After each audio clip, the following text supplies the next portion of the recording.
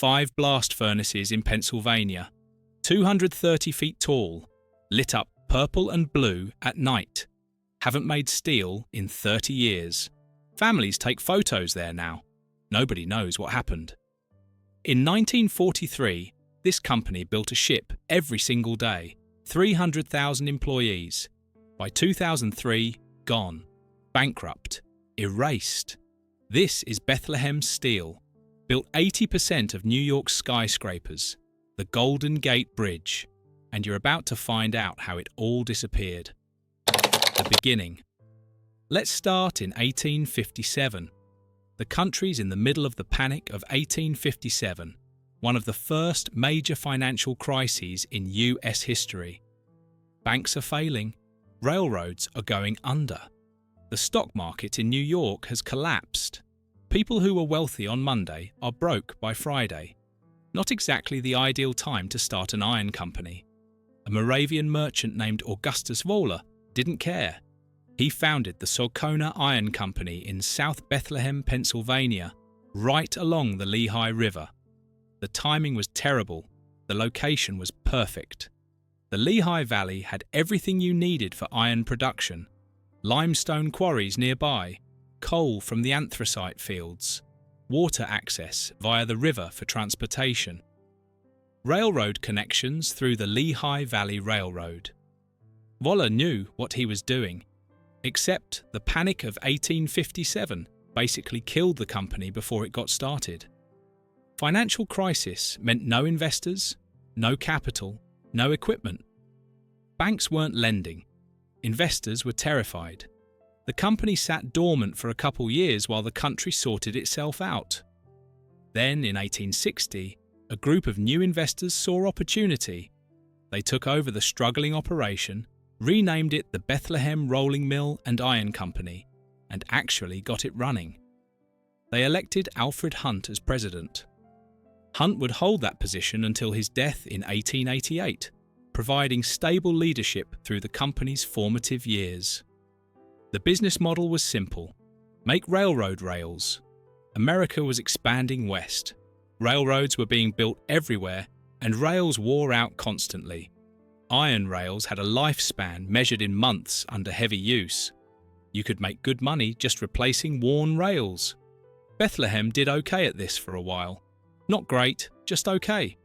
They were a small player competing with much larger operations in Pittsburgh and elsewhere. The real breakthrough came in 1861 when Robert Sayre, chief engineer of the Lehigh Valley Railroad, and a group of investors restructured the company again. They renamed it Bethlehem Iron Company and made a crucial hire. They brought in John Fritz, and this changed everything. Fritz was a metallurgist and engineer who'd worked at other iron companies and had strong ideas about how to improve production. He wasn't interested in just copying what everyone else was doing. He wanted to redesign the entire process from the ground up. In 1863, despite the Civil War creating all kinds of logistical problems with labour shortages and material costs, Fritz got new blast furnaces and rolling mills built. The facilities Fritz designed were more efficient than what competitors were using. Better airflow in the furnaces, improved rolling techniques, tighter quality control. Bethlehem Iron became known for producing rails that lasted longer than competitors' rails. Word got around in the railroad industry. If you wanted rails that wouldn't need replacing as quickly, you went to Bethlehem. The company started getting bigger contracts. Regional railroads became national customers. By the 1870s, they were looking beyond just iron rails. The British had developed something new that was about to change everything. The Bessemer process, invented by Henry Bessemer in England, turned molten pig iron into steel by injecting air to burn off impurities like carbon and silicon. The result was steel, which was 16 times more durable than iron. For railroads, this was revolutionary. Steel rails could last years instead of months. For construction, it meant you could build structures that would have been impossible with iron. Bethlehem Iron adopted the Bessemer process in 1873 and became one of the first American companies producing steel at scale. They were early adopters, ahead of most competitors. This gave them a technical advantage that they would build on for decades. They changed their focus from just rails to structural steel and specialty products. When you can produce a superior material better than most of your competition, you start looking for premium markets. That's when the US Navy came calling. In the 1880s, the United States was modernizing its naval fleet. The old wooden ships were obsolete. Steel battleships were the future. But building them required armor plating that could withstand cannon fire, which meant specialty steelwork that only a few companies could handle. Bethlehem got the contract. In 1887, they secured contracts to forge armor for the USS Texas and USS Maine. Heavy armor plating, large caliber guns, the kind of specialized work that required serious technical capability. This wasn't commodity production. This was precision manufacturing of critical military equipment. The Navy contracts transformed Bethlehem Iron's reputation. They went from being a quality rail supplier to being a company you trusted with the most demanding technical work. When the Navy needed something done right, they went to Bethlehem. That reputation for handling difficult, high-specification work would define the company for the next century. In 1899, new ownership restructured the company once again and renamed it Bethlehem Steel Company. The name change reflected what they'd become. This wasn't an iron company anymore. This was a steel company, and they were playing in a different league than they'd been in 40 years earlier. 5 years later, in 1904, Charles M. Schwab entered the picture, and everything accelerated. The Schwab era. Charles Schwab was already a legend in the steel industry. He'd been the first president of US Steel, the largest steel company in America, formed in 1901 by J.P. Morgan in a massive consolidation of steel producers. Schwab had helped build that company into a giant. He was charming, brilliant, and had an almost supernatural ability to understand both the technical and business sides of steel production. Then he left US Steel. There are different stories about why.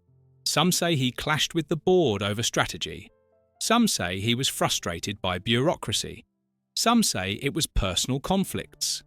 Whatever the reason, in 1901, Schwab bought control of Bethlehem Steel Company. In 1904, he consolidated it with other companies, including shipbuilders, Union Iron Works, to form the Bethlehem Steel Corporation, and he became president and chairman. Schwab was what you'd call a gambler with really good instincts. He saw opportunities other people missed, and he was willing to bet big on them. One of his first big bets at Bethlehem was hiring a young electrical engineer named Eugene Grace. Grace had graduated from Lehigh University in 1899, where he'd been captain of the baseball team and actually good enough that the Boston Bean Eaters, which later became the Braves, offered him $200 a month to be their shortstop. That was decent money in 1899. Grace turned them down because he figured a baseball career would leave him washed up by 35, and what would he do after that? Instead, he went to work for Bethlehem Steel at their electric crane department.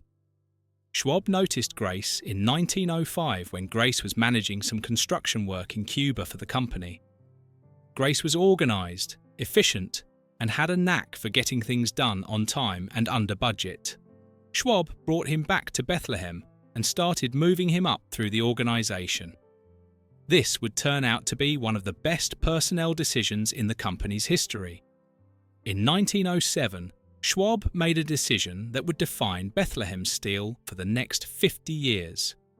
An engineer named Henry Gray had invented a new type of rolling mill that could produce wide-flange structural beams. These beams, which looked like a capital H in cross-section rather than the traditional I-beam shape, were revolutionary for construction. Here's why they mattered. Traditional I-beams were made by riveting or welding separate pieces together. This was expensive, time-consuming, and created potential weak points.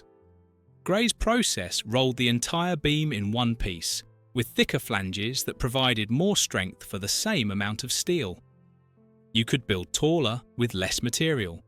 You could span longer distances, and it was cheaper to produce once you had the mill set up. Schwab saw the potential immediately. Wide flange beams could make it possible to build taller buildings, longer bridges, structures that weren't feasible with existing materials. Architects and engineers would be able to design things they could only dream about before. The market would be enormous. The problem was building a Gray mill would cost $5 million. In 1907 money, that's roughly $160 million today, for a single piece of equipment that was unproven at commercial scale. And 1907 was the worst possible year to make that bet. The panic of 1907 hit in October, triggered by failed speculation and bank runs. Credit markets froze, stock prices collapsed. Major financial institutions were on the verge of failure. JP Morgan himself had to organise a bailout to prevent complete economic collapse. Investors were terrified. Nobody wanted to fund risky industrial projects. Schwab's own advisors told him it was a terrible time to spend that kind of money on unproven technology. Wait for the markets to settle. See how the economy shakes out. Don't risk the company on experimental equipment during a financial panic. Schwab retreated to think it over. According to a story Eugene Grace later told in a 1947 lecture, Schwab locked himself in a New York hotel room with just his secretary James Ward for a day and night to make the decision. Just Schwab, Ward, and the numbers. No board meetings, no committees, just one man deciding whether to risk millions on his instincts. Early Sunday morning, the phone in Ward's room rang. It was Schwab. "Get up, Wardy. We're going back to Bethlehem and talk to the boys about building that mill." The decision was made. Construction started in 1907, right in the middle of the financial crisis. The Gray mill began rolling wide flange beams in 1908. Now Schwab had to convince people to actually use them. This turned out to be harder than building the mill. Architects and engineers were conservative, especially about structural components. They didn't trust new materials. They'd been using I-beams for decades and they worked fine. Why take a risk on something new? Schwab's investment banker, Pliny Fisk, had to do some serious arm twisting. He finally got the builders of New York's Gimbels Brothers department store to agree to use the beams for their new building. As part of the deal, the building's architect, Ernest R. Graham, agreed to promote the beams among his colleagues in the architecture community. The Gimbels building went up without problems. The beams performed exactly as promised. Word started spreading. By August 1909, less than a year after the Gray mill started production, wide flange beams were the company's biggest moneymakers. Other steel companies saw what was happening and tried to copy the design. They couldn't. Bethlehem had the patent. They sued US Steel for infringement and won. For almost 20 years, Bethlehem had a monopoly on wide flange structural beams in the United States. Eventually, US Steel and others paid royalties for permission to manufacture them, but Bethlehem had a massive head start. That monopoly made them the go-to supplier for skyscrapers and major construction projects. The timing was perfect. This was the era when American cities were building up. New York was in the middle of a skyscraper boom. Chicago was rebuilding and expanding. Philadelphia was growing. Bethlehem Steel provided the skeleton for most of it. By the 1920s, people were saying you couldn't walk down a street in New York without seeing another building being constructed with Bethlehem beams. The company's chief engineer, a man named Carson F. Defenderfer, claimed that Bethlehem Steel owned New York. It wasn't much of an exaggeration. The company provided steel for 80% of New York's skyscrapers built during that period. In 1916, Schwab made Grace president of the company while staying on as chairman. Grace was 39 years old. He would run Bethlehem Steel for the next 41 years, through World War I, the Great Depression, World War II, and into the 1950s. Under Grace's leadership, Bethlehem expanded aggressively. They acquired Lackawanna Steel Company in 1922, which included the Delaware, Lackawanna, and Western Railroad and extensive coal holdings. They bought Midvale Steel and Ordnance Company. They bought Cambria Steel Company. They bought iron mines in Cuba and Chile to secure raw materials. They acquired shipyards in Quincy, Massachusetts, San Francisco, and Sparrows Point, Maryland. By the late 1920s, Bethlehem Steel's steelmaking capacity had reached 8.5 million tons annually, and they employed over 60,000 people across all their facilities. They were the second largest steel producer in the United States, behind only US Steel. And in some specialty markets, particularly structural steel and shipbuilding, they were number one. The company had also developed an incentive program for executives that was, to put it mildly, generous. Grace and other top executives received bonuses based on company profits. In good years, these bonuses could be enormous. In 1929, Grace received a bonus of $1.6 million on top of his $12,000 salary. That's over $28 million in today's money. For 1 year. At the time, nobody questioned it much. The company was making huge profits. The shareholders were happy. Grace was delivering results, but the practice of paying executives massive bonuses while regular workers made modest wages set up a culture that would cause problems later. Then came October 1929, and everything changed. The war years. World War I was incredibly profitable for Bethlehem Steel. When the war broke out in Europe in 1914, the Allied powers needed everything: artillery shells, armor plate, ship components, munitions. America wasn't in the war yet, but American companies could sell to Britain, France, and their allies. Bethlehem Steel became the largest supplier.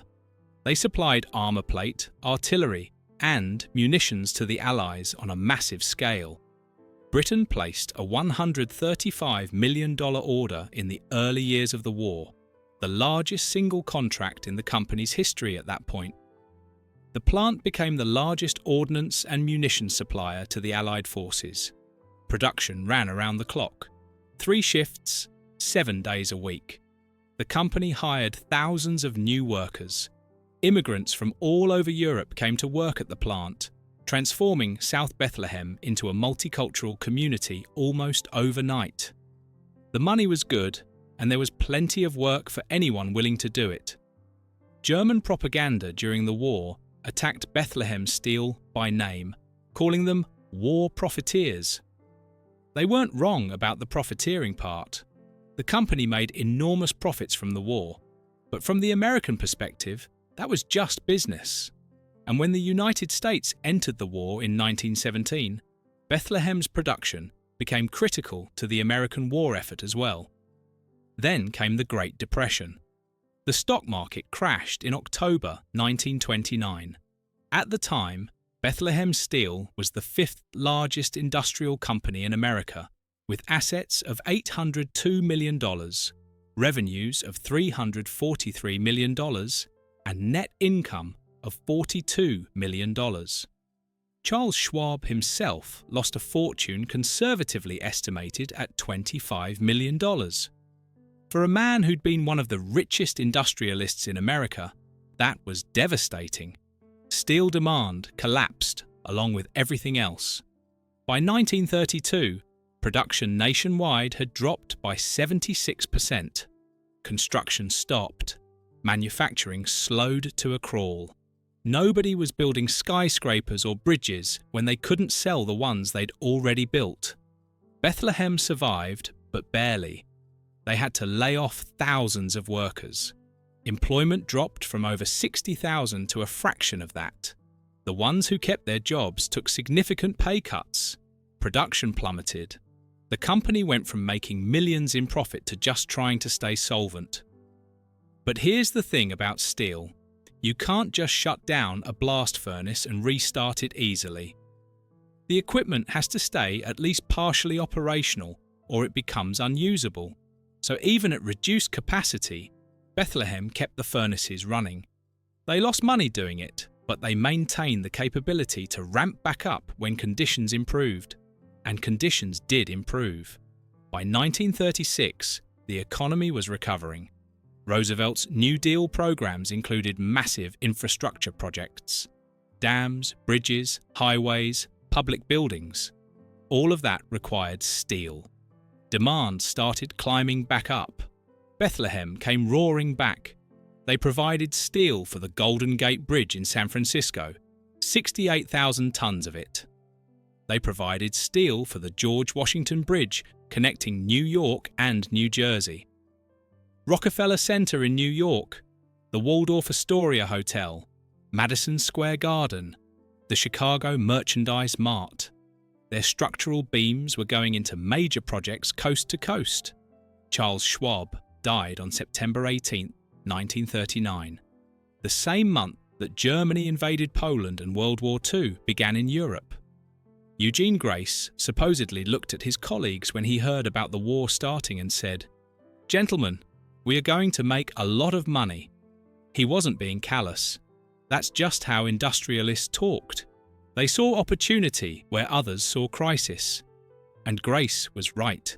Within weeks of Schwab's death, the company had received over $1.3 billion in orders for ammunition, armour, and battleships from the Allied powers. When the United States entered the war after Pearl Harbor in December 1941, Bethlehem Steel became one of the most critical facilities in the entire American war effort. Grace geared everything for maximum production.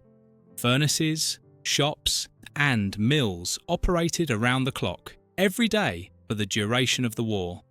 Between 1941 and 1944, Grace pushed production to 101% of usual capacity. That's not a typo. They figured out ways to exceed what the equipment was theoretically designed to produce by optimizing workflows, eliminating downtime, and running everything at maximum intensity.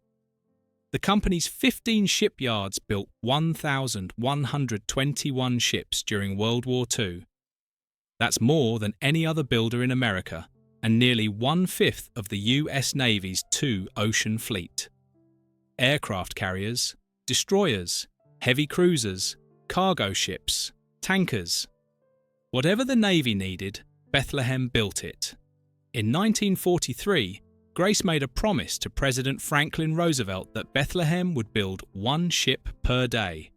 Not per week, per day. People thought he was crazy. You couldn't build ships that fast. Except Grace proved you could. In 1943 alone, the company built 380 vessels. That's more than 1 per day. They exceeded Roosevelt's goal by 15 ships. Employment during the war peaked at 300,000 people company-wide. 180,000 of those were in shipbuilding operations. At the main Bethlehem plant in Pennsylvania, employment hit 31,523, the highest it would ever reach. The company supplied almost 1/3 of all the armour plate and gun forgings used by the United States in the war. During the war years, from 1940 to 1945, Bethlehem produced more than 73 million tons of steel. To put that in perspective, that's more than the entire country of France produces in a typical year today. It was an absolutely staggering output sustained over 6 years of constant maximum production. Bethlehem Steel was ranked 7th among all US corporations in the value of wartime production contracts. The government needed what they produced, and they produced it reliably, on schedule, meeting strict quality specifications under enormous pressure. Workers took pride in that. They were building the weapons and ships that would win the war. After the war ended in 1945, everyone expected a slowdown. Industry analysts predicted a recession. Factories would close. Workers would be laid off. The boom was over. It didn't happen. Not for steel, anyway. America was building suburbs.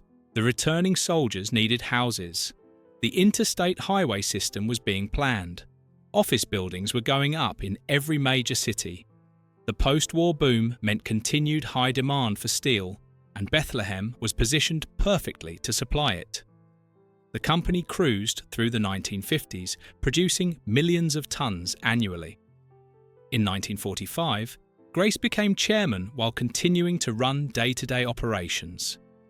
He would stay in that role until 1957, giving him 41 years of leadership from his appointment as president in 1916 to his retirement. In 1957, when Grace finally stepped down, Bethlehem Steel was producing 19 million tons of steel annually and was firmly established as the number 2 steel producer in the nation. The stock price was strong. The company was profitable. The future looked secure.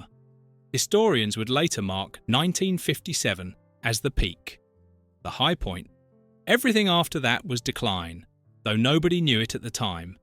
The problems that would eventually destroy the company were already building, hidden beneath the surface success. But we'll get to that. The cracks. The problems started building in ways that weren't immediately obvious. Eugene Grace had run the company brilliantly through the war and the post-war boom, but he'd made some mistakes that would come back to haunt Bethlehem. The biggest was the pension fund. Grace hadn't adequately invested in the company's pension plans during the 1950s. The contributions that should have been made weren't made. At the time, with the company making huge profits, it didn't seem important. But it created a ticking time bomb. The second problem was that Bethlehem's leadership didn't invest in product research, innovation, or reorganization. They kept doing what had always worked, building more capacity, producing more tonnage. Bigger was still better in their minds. When foreign competition started appearing, they didn't see it as a serious threat. Here's what was happening that they should have been paying attention to. During World War II, the steel industries in Germany and Japan had been devastated by Allied bombardment. After the war, they had to rebuild from scratch. They rebuilt with modern techniques: continuous casting, computer-controlled rolling, basic oxygen furnaces instead of the older open hearth method. By the 1960s, Japanese and European steel was often higher quality and significantly cheaper than American steel. In 1960, Japan produced 22 million tons of steel. By 1970, they were producing 93 million tons, and doing it with half the workforce per ton that American mills required. Bethlehem and other American steel companies relied on continual price increases to protect profits. They didn't modernize their facilities at the same pace. They thought their size and established market position would protect them. They were wrong. The first real warning came in the 1970s when imported steel started taking significant market share. In 1971, President Nixon suspended dollar convertibility to gold, which eventually led to the dollar being devalued. This made imports cheaper and American manufacturing less competitive. Bethlehem tried to diversify. They got into plastics, chemicals, non-ferrous mining. These efforts failed to offset the losses from foreign steel competition. Meanwhile, pension and healthcare costs for retirees kept climbing. The ratio of retirees to active workers was increasing, meaning fewer workers had to cover costs for more retirees. People were living longer, taking more medications, and healthcare was getting more expensive.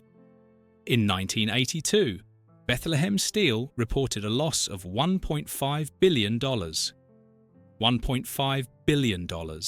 In a single year, the company responded by shutting down much of its operations. They eliminated steelmaking at the Lackawanna plant in New York.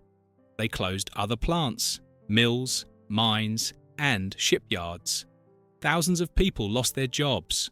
The main Bethlehem plant kept operating, but demand for its structural products was diminishing. Construction styles were changing. Lower-rise buildings didn't require the heavy structural grades Bethlehem specialized in. Mini-mills, smaller operations that could produce steel at lower cost, were taking market share. At the end of 1995, Bethlehem Steel ceased steelmaking at the main Bethlehem plant. After 140 years of metal production, the furnaces went cold. The company exited the railroad car business in 1993 and ceased shipbuilding in 1997, trying desperately to preserve core steelmaking operations at other facilities. It wasn't enough. The fall. By 2001, Bethlehem Steel was hemorrhaging money and drowning in obligations it couldn't meet. The numbers tell a brutal story. The company employed about 13,000 people, but provided pension benefits to 74,000 retirees.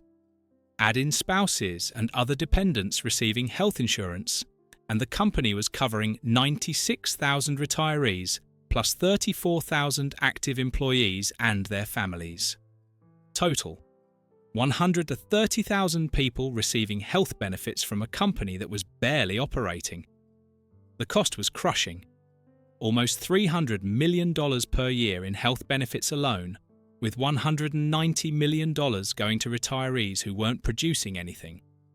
Every ton of steel Bethlehem shipped had to carry $513 in legacy costs just to cover pensions and healthcare.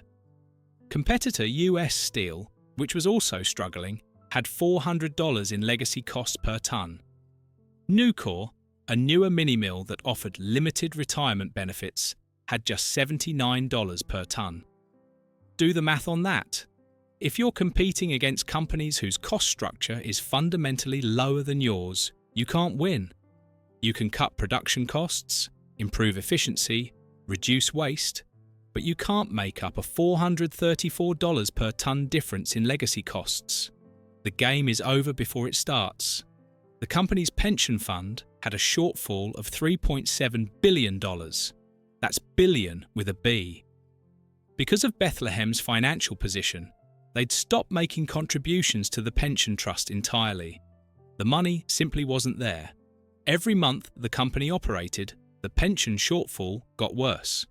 There was another problem nobody wanted to talk about publicly, but everyone in the industry knew about: asbestos. For decades, Bethlehem Steel had used asbestos extensively in its facilities.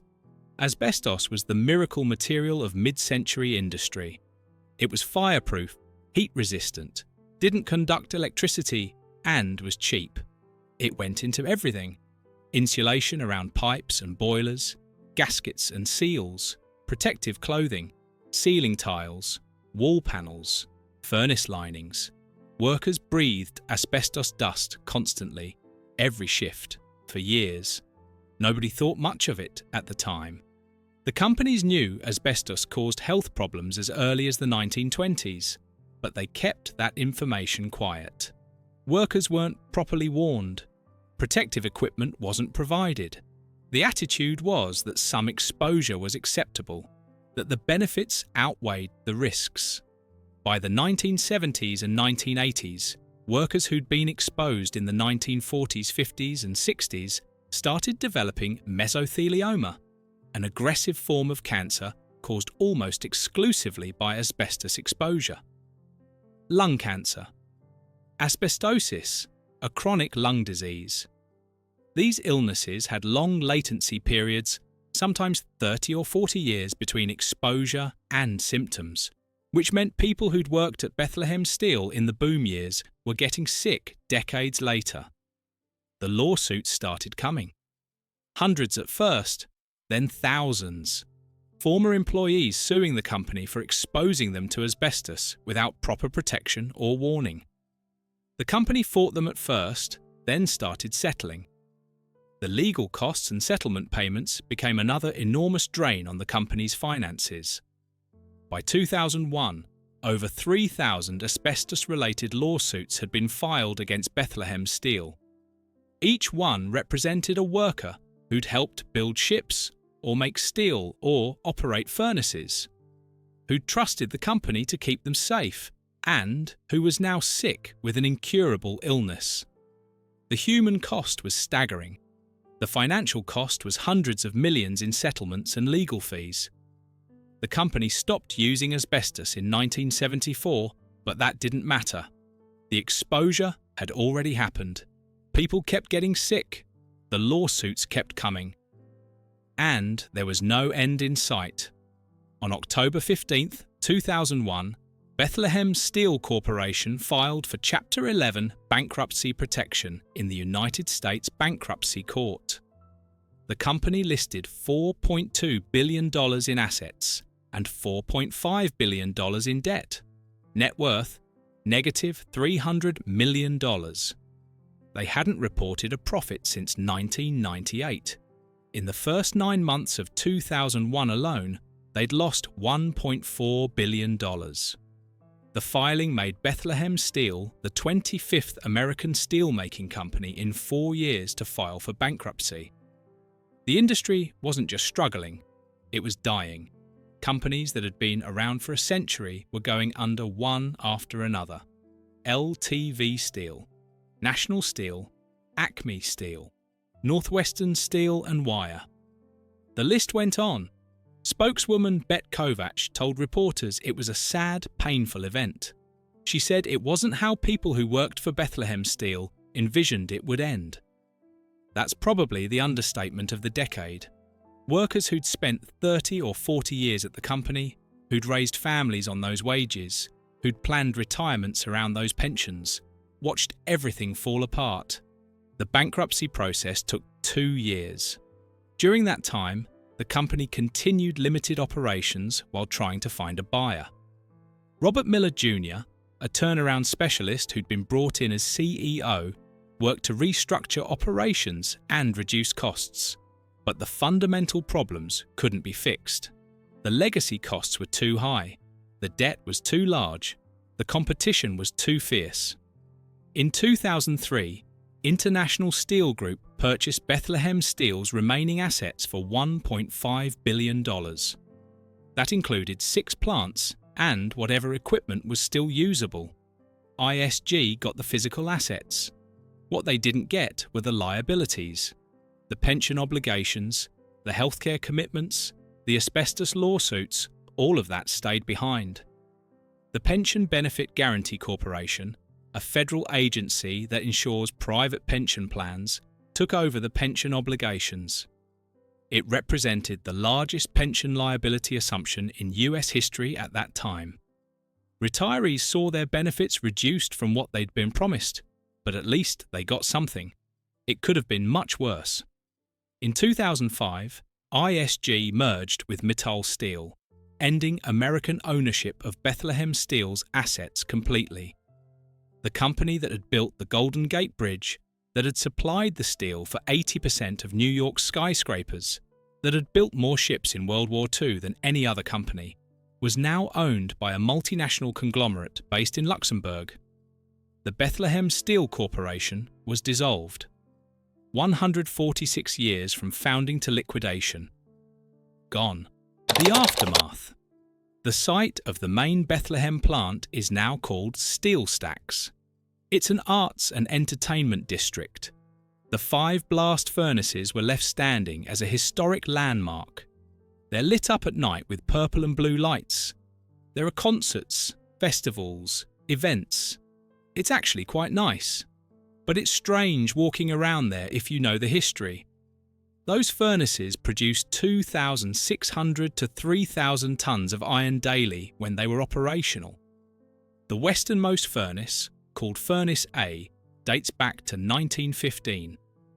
These structures span nearly a quarter mile. They're enormous, and they're silent.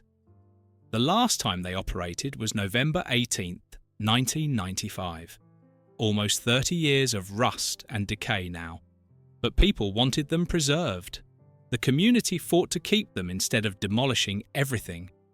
In 1999, the city, school district, and county created a tax increment financing district to revitalise the site using future tax revenue. Through partnerships and nearly $250 million in combined investment, including state and federal grants and private donations, Steel Stacks has become one of the most successful brownfield redevelopment sites in the nation. Over 1 million people visit annually. There's a casino nearby. The National Museum of Industrial History is being built on the site of the former electric shop.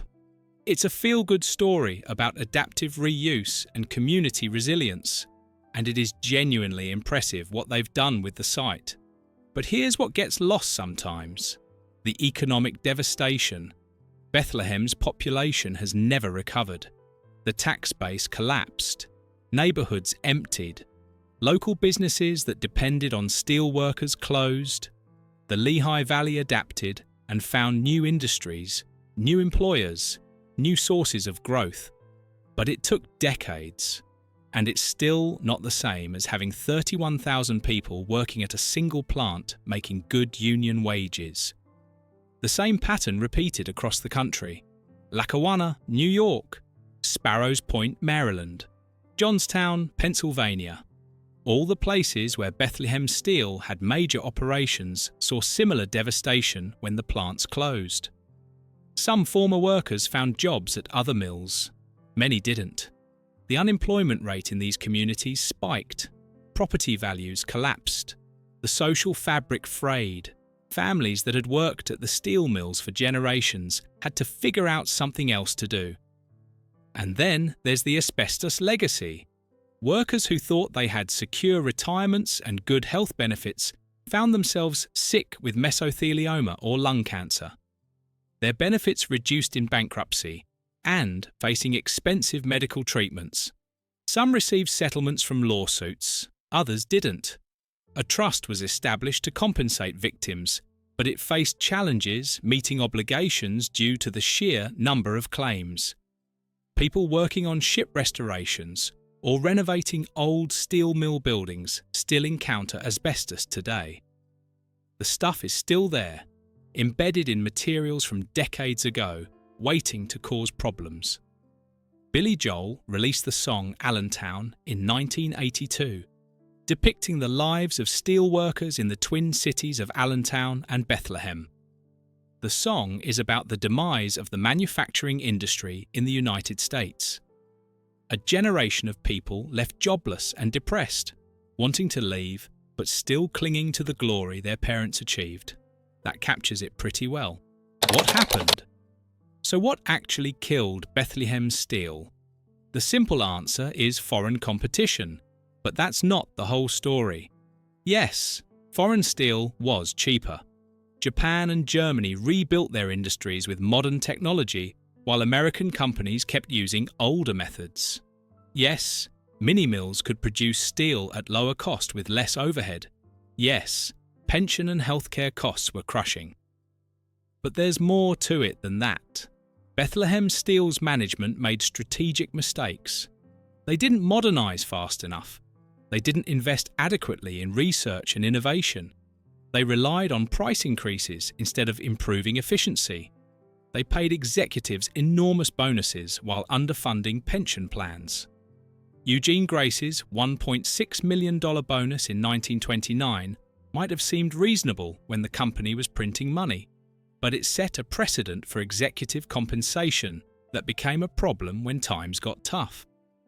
The culture of rewarding top management lavishly while expecting workers to take cuts when the company struggled created resentment and undermined morale. The company also failed to anticipate how quickly market conditions could change. They were so dominant for so long that they assumed they always would be. When Japanese steel started taking market share, they thought it was temporary. When mini-mills appeared, they thought they were a niche that wouldn't affect the core business. They were wrong about both. There's also the asbestos issue. Bethlehem Steel knew asbestos was hazardous earlier than they admitted publicly. Companies had known since the 1920s that asbestos caused health problems, but they kept using it because it was effective and cheap. Workers weren't properly warned or protected. When the lawsuits started coming, the legal costs became another nail in the company's coffin. And then there's just bad timing. The 1982 loss came when the entire American steel industry was struggling. 23 other steel companies went bankrupt between 1998 and 2001. Bethlehem wasn't alone. The industry as a whole failed to adapt to changing conditions fast enough. Could it have been saved? Maybe. If management had invested heavily in modernisation in the 1960s and 70s, if they'd managed pension obligations better, if they'd diversified more successfully, if they'd been more aggressive about improving efficiency. But all of those things required seeing problems coming and taking action before the crisis hit. And that's always easier in hindsight than in the moment. The legacy? What's left of Bethlehem Steel today? The physical structures at steel stacks, some buildings that have been repurposed, the steel itself, still holding up bridges and buildings across the country. The Golden Gate Bridge used 68,000 tons of Bethlehem steel. It's still there, spanning the Golden Gate Strait, carrying traffic every day. The Chrysler Building's framework is Bethlehem steel. Every wide flange beam in that Art Deco masterpiece came from the Gray Mill. The George Washington Bridge connecting New York and New Jersey, the Hoover Dam, Alcatraz, Madison Square Garden, Rockefeller Center, significant portions of the Empire State Building, all Bethlehem steel. The material outlasted the company by decades and will probably outlast all of us. Properly maintained steel can last indefinitely. The beams holding up buildings in New York today will likely still be doing their job 100 years from now, long after everyone who made them is gone. Long after Bethlehem steel itself is forgotten by most people. There's also the human legacy. Families in Bethlehem and other communities who had multiple generations work at the steel mills. Grandfathers, fathers, sons, all working at the same plant, sometimes in the same roles. The skills and knowledge that were passed down. How to read the colour of molten steel to judge its temperature. How to listen to the sound of a furnace and know if something was wrong. How to work with your crew in perfect coordination because everyone's safety depended on it. The pride people had in the work is harder to quantify, but no less real. They built ships that won wars. They made beams that held up the skylines of great cities. They contributed to something larger than themselves. That mattered to them. It gave their work meaning beyond just the paycheck. Former workers gather occasionally at VFW halls and union meeting rooms to talk about the old days. There are photographs on walls showing the plant in full operation. Furnaces glowing orange and white with heat, steam rising in massive clouds, workers moving through the organised chaos of production. Most people who walk past those photos have no idea what they're looking at. The images might as well be from another planet for all the connection they have to most people's experience. The National Museum of Industrial History is being built to preserve the story. There are archives and historical societies working to document what happened. Oral history projects recording interviews with former workers while they're still alive to tell their stories. Efforts to preserve documents, photographs, equipment, anything that can help future generations understand what this place was. But as the people who actually worked there age and pass away, the first-hand knowledge goes with them. The stories that didn't get written down, the techniques that existed only in muscle memory, the informal knowledge of how things really worked versus how they were supposed to work. All of that disappears when the people who held it die. In another 20 or 30 years, there might not be anyone left who remembers what it was like to work at Bethlehem Steel, what the heat from the furnaces felt like on your face from 50 feet away, what the air smelled like when the coke ovens were running, what it sounded like when a heat was ready to pour. The blast furnaces at steel stacks will still be standing, lit up in purple and blue, but they'll be monuments to something nobody directly experienced anymore. There's a broader lesson here about American manufacturing. Bethlehem Steel's rise and fall mirrors the trajectory of heavy industry in the United States during the 20th century. Massive growth through innovation and hard work. dominance based on technical superiority and scale. Then rapid decline when conditions changed and the industry couldn't or wouldn't adapt fast enough. People talk about the Rust Belt now like it's a historical curiosity, a problem that was solved or at least contained. But it represents millions of jobs lost, communities devastated, an entire way of life that disappeared in a generation. Bethlehem Steel is one of the most prominent examples because of how big it was and how complete the collapse was. But it's far from the only one. People talk about the Rust Belt now like it's a historical curiosity, but it represents millions of jobs lost, communities devastated, an entire way of life that disappeared in a generation.